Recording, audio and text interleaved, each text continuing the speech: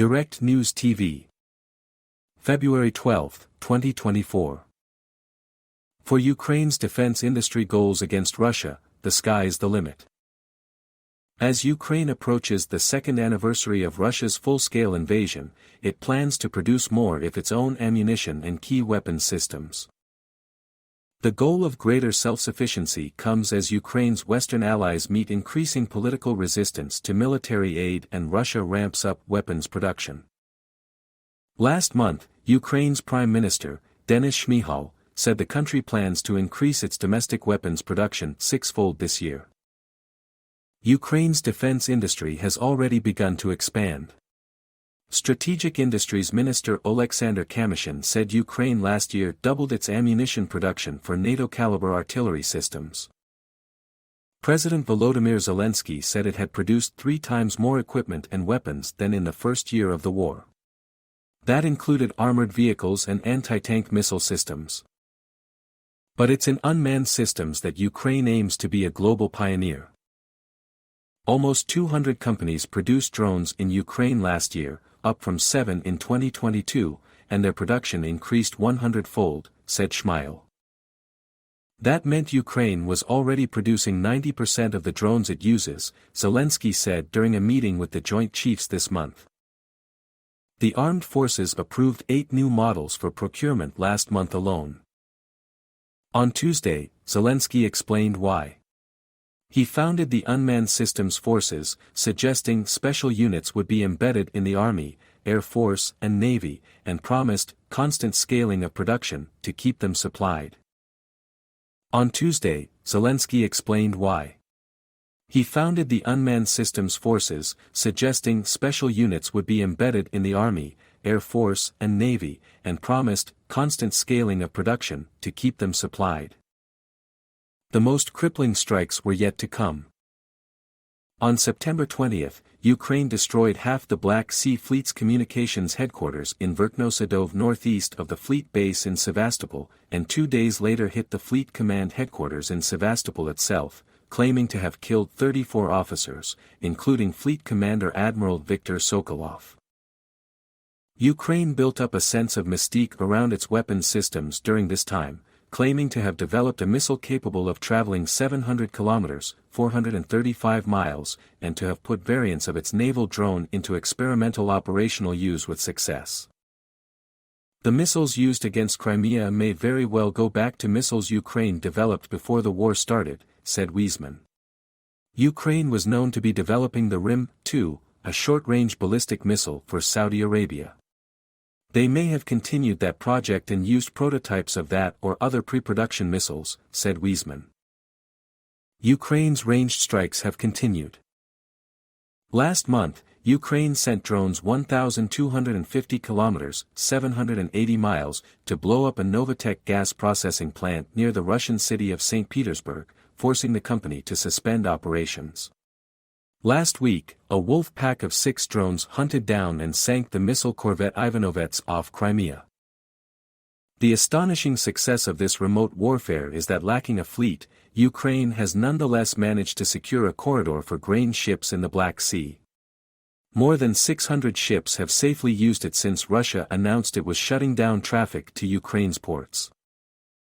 A battlefield laboratory. Defense Minister Umerov last year invited Western defense companies to invest in Ukraine, enticing them with a $7 billion procurement budget for the year. Apart from low labor costs, Ukraine offers the world's largest and most active battlefield to test new designs. Although Israel's war in Gaza now claims much of the world's attention, large numbers of personnel from the Russian and Ukrainian sides are reportedly dying on Ukraine's battlefields every day. The Western companies want to have access to the battlefield so they can have feedback on their systems.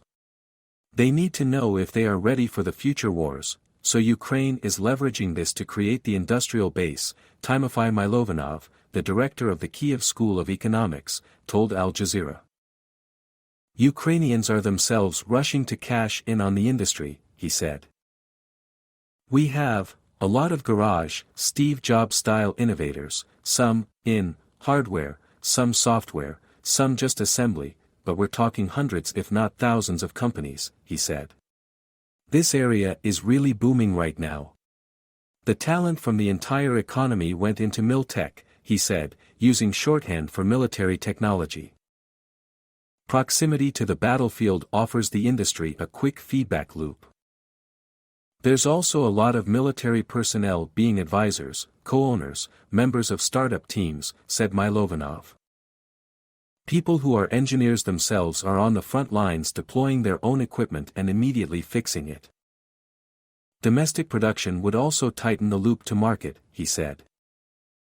I have seen Polish military companies adjust their products by several generations already in 2 years, just to respond to what's happening, said Milovanov. There's definitely been a level of openness on the part of many Western defense companies taking the first step and entering into very basic level discussions with the Ukrainians, Elizabeth Goslin-Malo, a defense correspondent for Defense News, told Al Jazeera. But the safety of personnel is a concern, she said. Whereas last winter Russia attempted to destroy Ukraine's energy infrastructure, since December 29, it has used drones and missiles to target defense industries.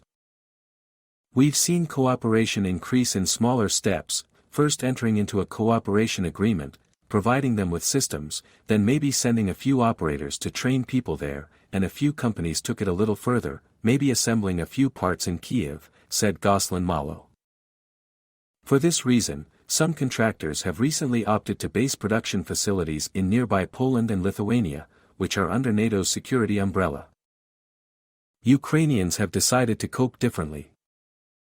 One manufacturer, TAF Drones, dispersed production to a dozen locations in 6 cities and changes those locations every 3 months, CEO Alexander Yakovenko recently told the TV channel Espresso. Despite such difficulties, Turkish drone manufacturer Baykar recently revealed it was building a factory in Ukraine to produce about 120 drones a year. Germany's Rheinmetall, among the world's 30 largest defense industries, last year established a joint venture to build armored vehicles in Ukraine to assure its strategic autonomy. Finnish armored vehicle maker Patria is also said to be considering a joint venture in Ukraine. Others may follow, including Belgium and France. United States President Joe Biden met with leaders of venture capital firms at the White House last month to encourage investment in Ukraine. Contactless, robotic war. Perhaps the most difficult period of this war for Ukraine came after it defeated Russia's initial assault to take Kiev and the entire southern littoral in early 2022. Russia dug in and imposed on Ukraine a war of attrition, steamrolling over a series of eastern cities, Severodonetsk, Lysychansk and Bakhmut, with relentless manned assaults that produced a huge loss of life. Ukraine allowed itself to be drawn into this urban warfare, reasoning that it killed far more attackers than defenders and expecting Russian President Vladimir Putin to hit a wall recruiting new troops. But Putin raised 500,000 new troops without much political backlash last year and expects to do the same this year. Zaluzny's insistence that Ukraine do the same may have brought him a step closer to dismissal on February 9. Russia has taken a different approach by not thinking in terms of smart arms but in terms of manpower and surface warfare and large kill offensives, old style, said Wiesman. They have failed, but it has put Ukraine in a very hard position.